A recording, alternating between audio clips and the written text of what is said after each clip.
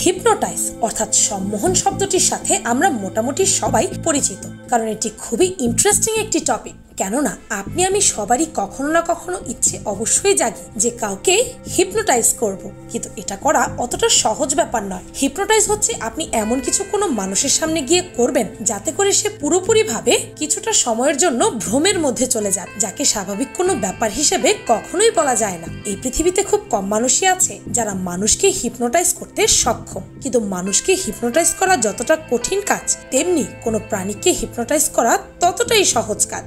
আজকের ভিডিওতে আমি আপনাদের কিছু প্রাণীদের কিভাবে হিপনোটাইজ করা হয় সেই সম্পর্কে মজার কিছু তথ্য জানাবো।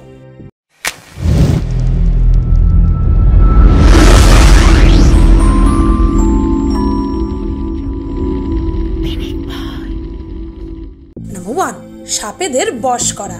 এখন আপনারা দেখতে পাবেন কিভাবে একটি বিষাক্ত সাপকে সাপুরেরা হিপনোটাইজ করে থাকে। এখানে দেখা যাচ্ছে সাপুরেরা এমন সুরে বাঁশি বাজাচ্ছে যে তা শুনে সাপটি পুরোপুরিভাবে কনফিউশনে পড়ে গিয়েছে সে কি করবে, যার কারণে সাপটিকে দেখা যায় উল্টোপাল্টা এলোপাথারি ছোবল দিচ্ছে।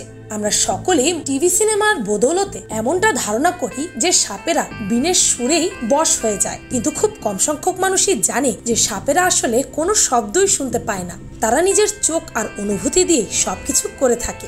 যখন তার সামনে সাপুরেরা বিন বাজায় তখন সে বাঁশির অদ্ভুত নড়াচড়া দেখে অবাক হয়ে সম্মোহিত হয়ে পড়ে আর অদ্ভুত সব কার্যকলাপ শুরু করে। সে বিনের আওয়াজ মোটেও শুনতে পায় না।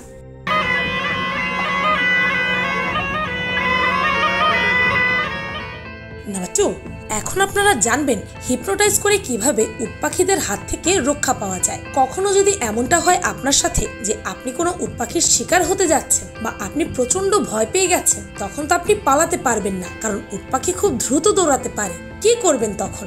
তাহলে শুনুন, এই ব্যক্তিটি যেভাবে পা উপরের দিকে দিয়ে সাইকেল চালানোর মতো করছে সেরকমটাই করতে হবে।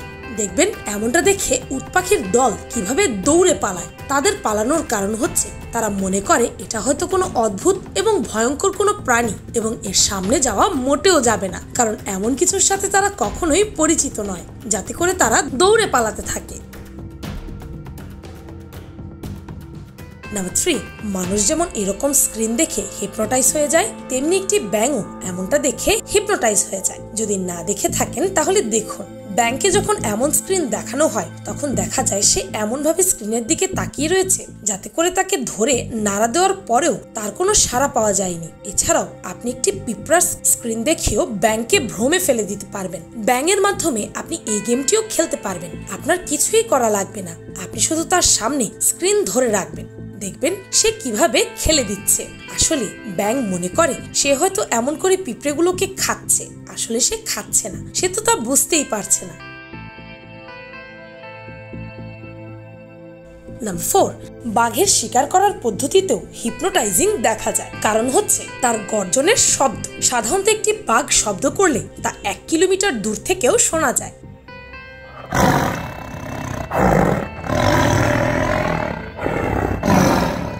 কিন্তু যখনই সে শিকারের খুব কাছে থাকে তখন খুবই স্বল্প মাত্রার একটি গর্জন দেয়, তা হয় প্রায় 18 হার্টজের, যাতে করে শিকার মনে করে বাঘ হয়তো অনেক দূরে আছে, যার কারণে তারা নিশ্চিন্তে স্বাভাবিকভাবে চলতে থাকে। কিন্তু এই মৃদু গর্জনের মাঝেই শিকারের ইতি টানা হয়, সেটা বুঝতে পারে না, যাতে করে বাঘ খুব সহজেই শিকারের খুব কাছ থেকে শিকার করতে পারে, আর যেটা সম্পর্কে শিকার বুঝতেই পারে না।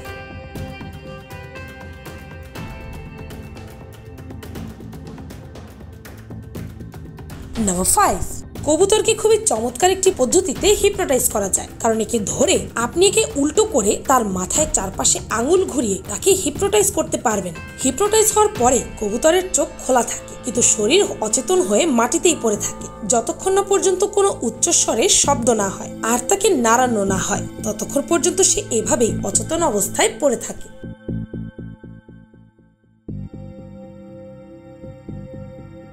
নাম্বার 6, জার্মান একজন বিজ্ঞানী এনথানেসিয়াস কিরচার, যিনি মুরগিদের উপর একটি গবেষণা করে তাদেরকে হিপনোটাইজ করার কৌশল সম্পর্কে সবাইকে জানিয়েছে।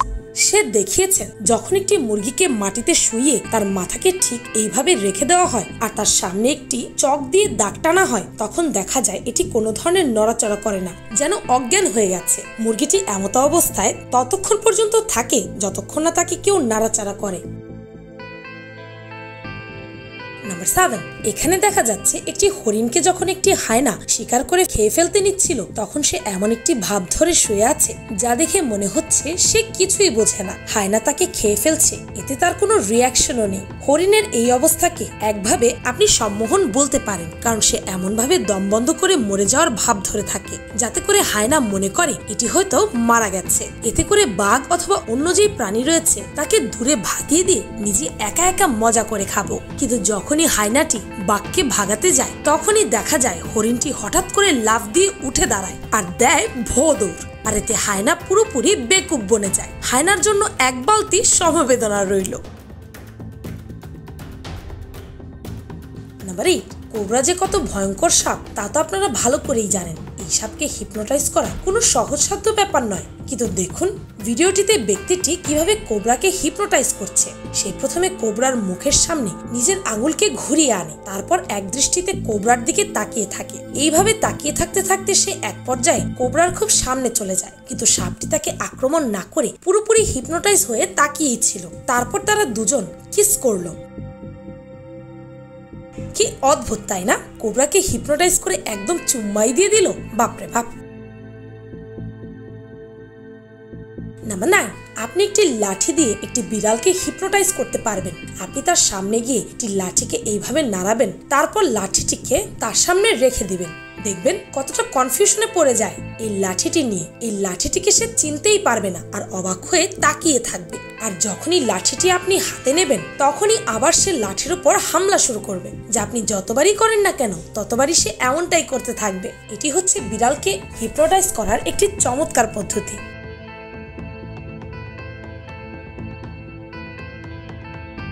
নাম্বার 10, কুমিরকে হিপনোটাইজ করা অনেকটাই কঠিন একটি ব্যাপার, কারণ কুমির খুবই শক্তিশালী একটি প্রাণী। কুমিরকে হিপনোটাইজ করার পদ্ধতি হচ্ছে তার মুখ ধরে তাকে মাটির ওপরে উল্টো করে রেখে দেবেন, তারপর কিছুক্ষণ যাবত তার মুখ চাপ দিয়ে ধরে রাখবেন। এমনটা করার পর এটি কিছু সময় পর হিপনোটাইজ হয়ে যাবে, কিন্তু এমন অবস্থায় তার চোখ খুলে থাকবে। তাকে পুনরায় স্বাভাবিক অবস্থায় নিয়ে যাওয়ার জন্য কাতুকুতু দিতে হবে, অথবা এই অবস্থান থেকে সরালে স্বাভাবিক হয়ে যাবে।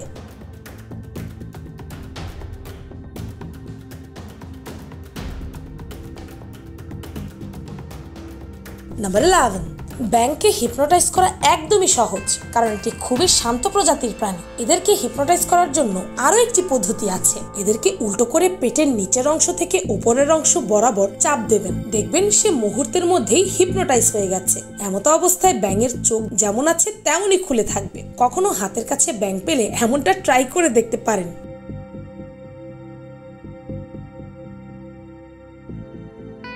নাম্বার 12, হাঙর কতটা ভয়ঙ্কর একটি প্রাণী তা আমরা সবাই জানি। এই প্রাণীর আক্রমণে পুরো পৃথিবীতে প্রতি বছর হাজার হাজার মানুষ মারা যায়। কিন্তু আপনি জানেন কি একটি হাঙরকেও যে হিপনোটাইজ করা সম্ভব?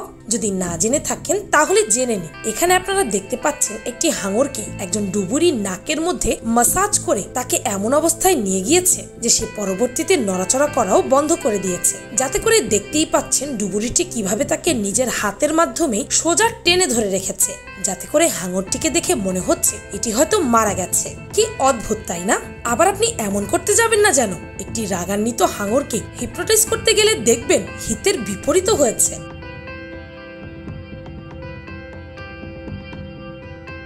নাম্বার 13, চড়ুই পাখির গলার অংশ থেকে শুরু করে পেট পর্যন্ত আপনি যদি হাত বুলিয়ে দেন তাহলে এটি হিপনোটাইজ হয়ে যাবে আর এমন অবস্থায় অনেকক্ষণ যাবত পড়ে থাকবে। কিন্তু যখনই তাকে সোজা করা হয় তখনই সে নিজের সজ্ঞানে চলে আসে আর দ্রুতই উড়ে চলে যায়, যাতে করে সে এটা বোঝায় যেন কিছুই হয়নি।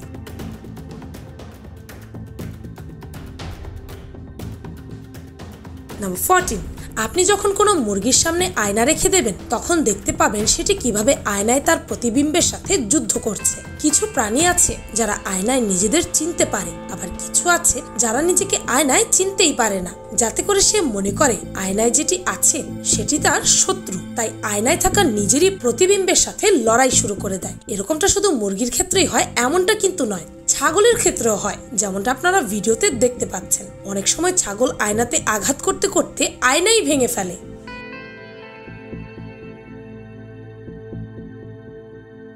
নাম্বার 15, কুকুর খুবই চালাক প্রাণী হওয়া সত্ত্বেও তাকে খুব সহজেই আপনি হিপনোটাইজ করতে পারবেন। সেটি হচ্ছে আপনি কুকুরটিকে যেভাবেই হোক উল্টো করবেন, আর উল্টো করার পর তার পেটে হাত বুলিয়ে দিতে থাকবেন, আর কিছুক্ষণ হাত বুলিয়ে দেওয়ার পরে দেখবেন সে পুরোপুরি হিপনোটাইজ হয়ে শুয়ে রয়েছে। তারপর কিছুক্ষণ এমন ভাবে শুয়ে থাকার পরে সে হঠাৎ করে লাফিয়ে উঠবে আর বোকার মতো আচরণ শুরু করবে। দেখলেন তো প্রাণীদের কিভাবে বোকা বানিয়ে সম্মোহন করা যায়, তাও আবার খুব সহজেই। আপনিও এমনটা ট্রাই করে দেখতে পারেন, দেখবেন আপনিও অবাক করা সব হিপনোটাইজ করা শিখে গিয়েছেন। এগুলো করার মাধ্যমে আপনি মানুষের কাছে খুব সুনাম কামাতে পারবেন। সবাই তো আপনার ব্যাপারগুলো দেখে অবাক হয়ে যাবে। যাই হোক, ভিডিওতে দেখানো কোন প্রাণীটির হিপনোটাইজের পদ্ধতি আপনাকে সবচেয়ে বেশি অবাক করেছে বা আপনি ট্রাই করতে চলেছেন তা কমেন্টে জানাতে পারেন। আর পিনিক পাই চ্যানেলটিকে সাবস্ক্রাইব করে বেল আইকনে অল নোটিফিকেশনস অন করতে ভুলবেন না যেন। শুধুমাত্র এভাবেই পিনিক পাইয়ের প্রতিটি ভিডিওর নোটিফিকেশন আপনার কাছে পৌঁছে যাবে। আমি ফাল্গুনি, আজকের মতো পর্যন্তই। দেখা হচ্ছে পরের ভিডিওতে।